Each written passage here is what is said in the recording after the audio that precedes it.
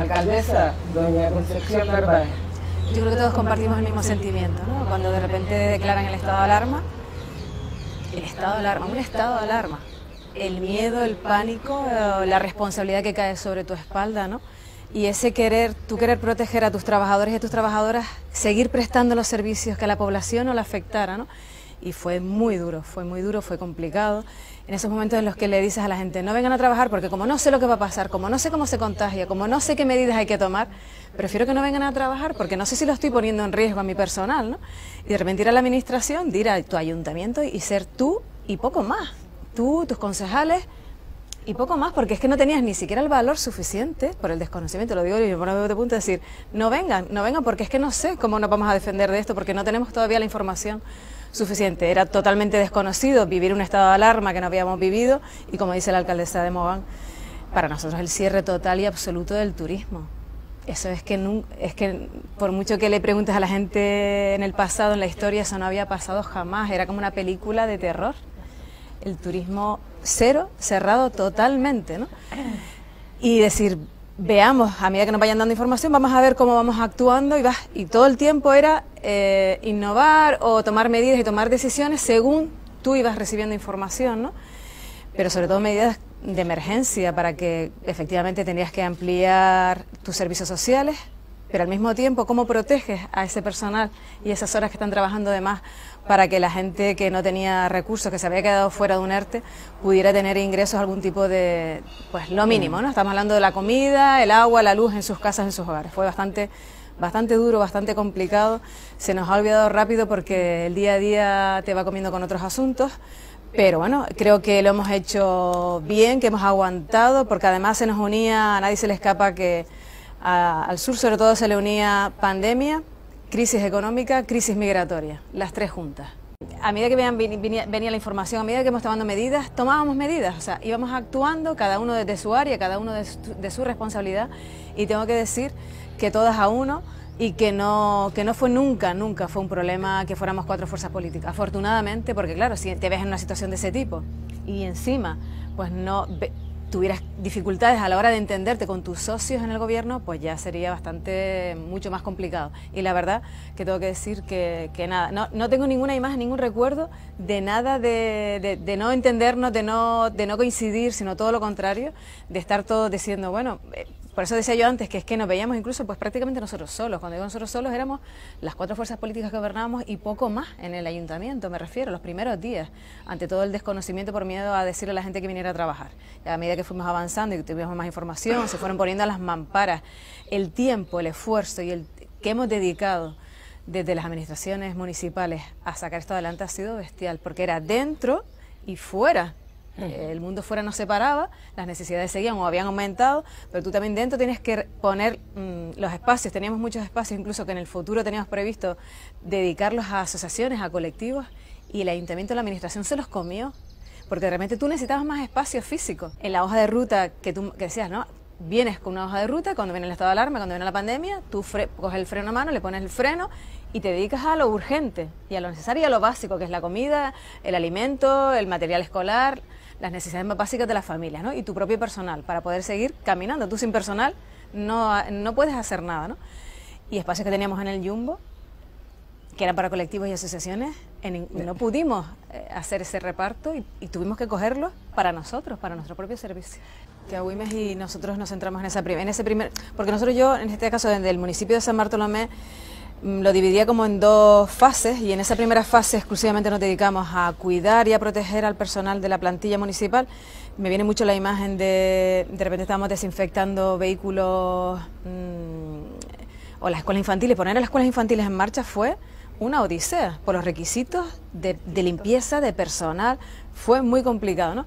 Pero los gastos y el trabajo, el esfuerzo, la dedicación no solo económica, sino iban dirigidos a ese personal de la casa. Yo recuerdo, por eso digo que me viene a la imagen, el constante desinfección, que a lo mejor, como decía Unalia, como decíamos aquí, a lo mejor no servía de nada, constantemente desinfectando, por ejemplo, los coches de la policía local, porque habían turnos, y de repente el mismo coche lo cogía otro turno. Entonces, el desinfectar diariamente vehículos, fueran de policía, fueran de bomberos, las instalaciones municipales, Fue espectacular la inversión no solo de horas de trabajo, sino también económico. El gasto en mamparas fue también una cosa desorbitada, pero había que hacerlo.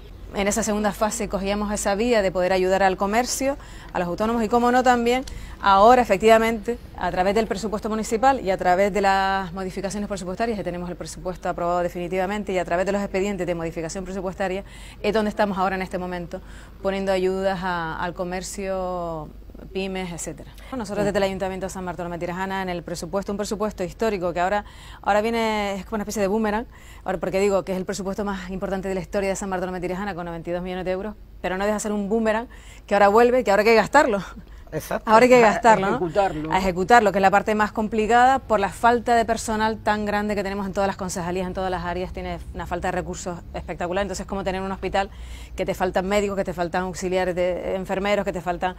Pero bueno, aún así es un presupuesto muy, muy ambicioso, y en ese presupuesto tan ambicioso hay una parte social que pesa muchísimo, porque es verdad que esa presión que existía en los servicios sociales ha bajado, pero todavía no nos hemos recuperado, y eso se ve cuando pasa cerca, que afortunadamente nos hemos podido apoyar. A nosotros en San Bartolomé de Tirajana nos ha servido muchísimo el poder apoyarnos, porque la Administración yo creo que siempre irá detrás de la demanda de la población, irá detrás de los servicios sociales. Ojalá me equivoque, pero no veo una administración teniendo los servicios sociales al día, que no necesita una demanda, que no necesita una ayuda de emergencia, que no necesita tener que dar un vale de comida, un vale de alimentos. Por desgracia, la administración siempre va a ir por detrás, porque la administración es garantista y además está obligada a garantizar o averiguar o acreditar que tú de verdad lo necesitas, porque después a nadie se le escapa también que existe mucha picaresca. Digo todo esto porque le pongas lo que le pongas, siempre la sociedad termina consumiéndolo y tú te quedas incluso por detrás. Pero en estos presupuestos tan ambiciosos hay una parte muy social, sobre todo de ayuda a domicilio, para poder atender la lista de espera, la lista de reserva de ayuda a domicilio, que me parece también una parte súper importante, que se ha vivido mucho en pandemia, que se ha potenciado ese llamar a nuestros mayores, controlar cómo están, atenderlos, ayudarlos, apoyarlos, sobre todo aquellos que deseen vivir en sus hogares, que puedan seguir haciendo lo que sean suficiente todavía independientes y que tengan ese apoyo, esa ayuda puntual. La ayuda a domicilio, las ayudas a emergencia, la parte económica que se ha aumentado, es muy importante para las ayudas de emergencia, por ejemplo. Y yo quiero destacar y agradecer públicamente el apoyo que hemos tenido, por esa lentitud y ese querer ser tan garantistas muchas veces en la Administración, pero en la pandemia nos vino...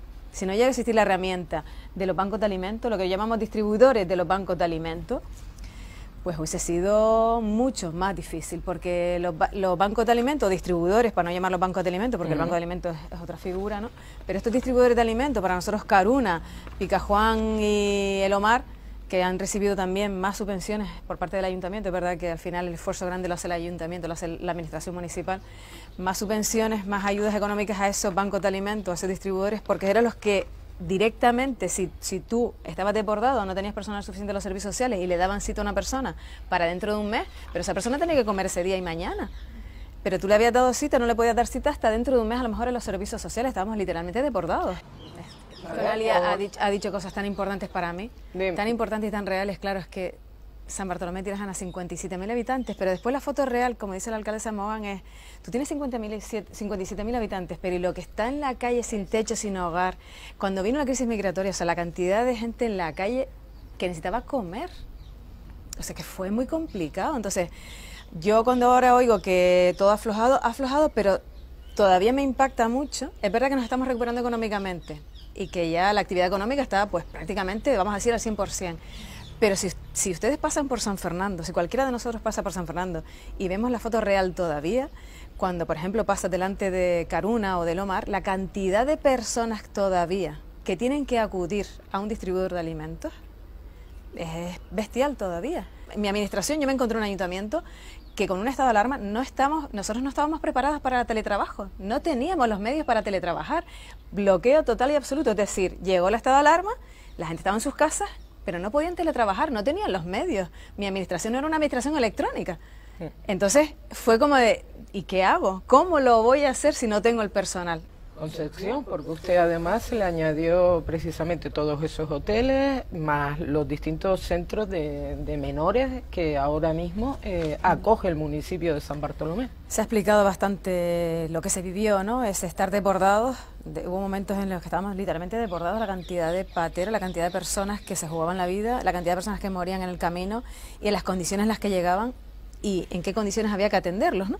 Realmente fue muy complicado, fue muy duro y después me vienen las imágenes y recuerdo, ¿no? No toques la... De hecho es que decía, bueno, ¿y la patera? ¿Qué hago con la patera? No la toques. Bueno, no la toques, bien, entonces ¿quién la viene a buscar? Había que desinfectarla, había que trocearla, pero tampoco te dejaban tocarla porque el tema del COVID, no sabíamos si estaba infectado o no.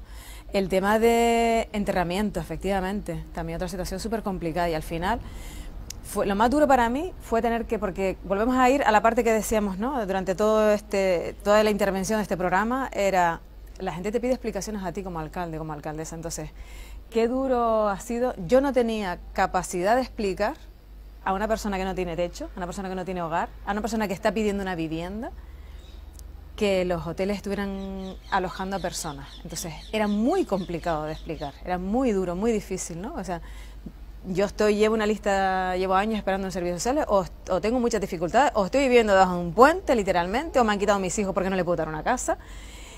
¿Por qué yo no puedo entrar en un hotel? Era muy difícil de complicar. Es verdad que nos vimos desbordados. Y ella tomó incluso medidas más duras que las que yo tomé en San Bartolomé de Tirajana en relación a los hoteles, ¿no? Porque yo después tampoco entendía que si nos vemos desbordados y si el Estado recurre, se apoya como ayuda, como recurso, se apoya en una empresa privada, yo digo, si el Estado se está apoyando en el hotel, ¿cómo voy a ir a decirle al hotel, no, mira, no lo puedes usar para esto? O sea, que al final era bastante complicado, bastante difícil y a nivel calle, aquellos que peor lo estaban pasando, pues te pedían explicaciones. Pero partiendo de la base de que son hechos puntuales los que ocurren y entre más población tienes y entre más eventos multitudinarios tienes, mayor número de incidencias, pero los datos y las cifras oficiales indican que somos seguros y turísticamente hablando, eso es un valor muy importante que hay que dejar claro, ¿no?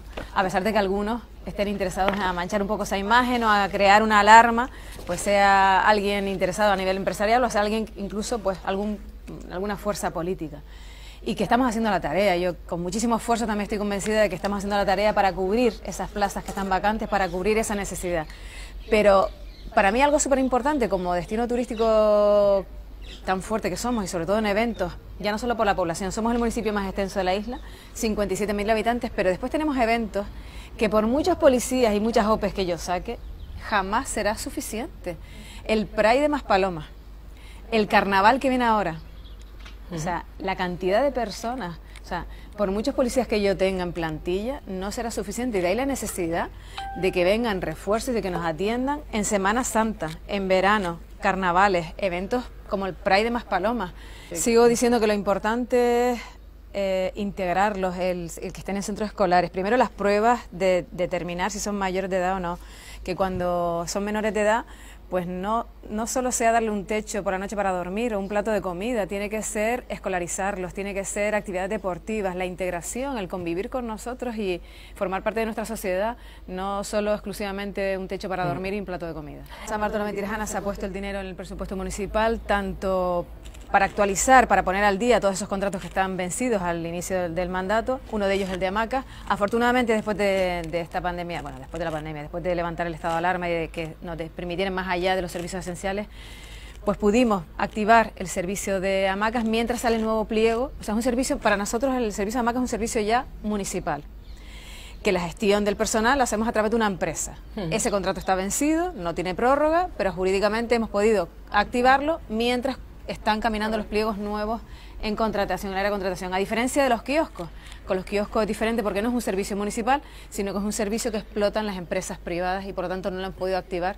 Es otro contrato que nos encontramos vencido y que esperemos que en breve pueda adjudicarse, licitarse y adjudicarse para que esas personas que ya ahora ya no están bajo la cobertura del ERTE puedan sufragarse por la nueva empresa adjudicataria.